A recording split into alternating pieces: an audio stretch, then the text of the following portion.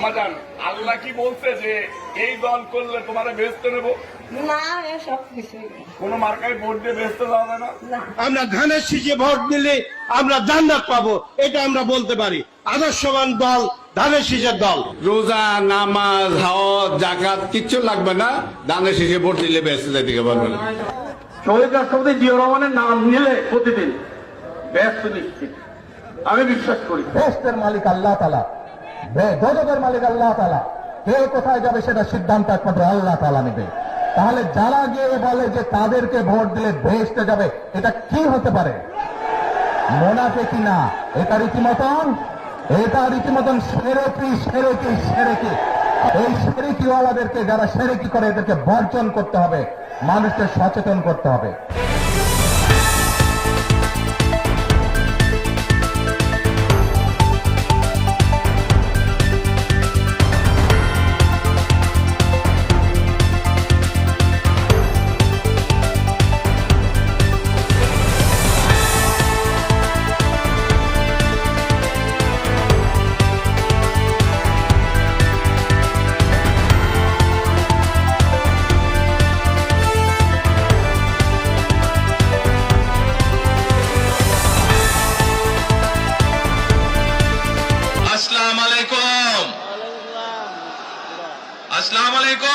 একটা মানুষ যে শুদ্ধ করে সালাম দিতে জানে না, তার হাতে তুলে দিবেন একটা রাষ্ট্র।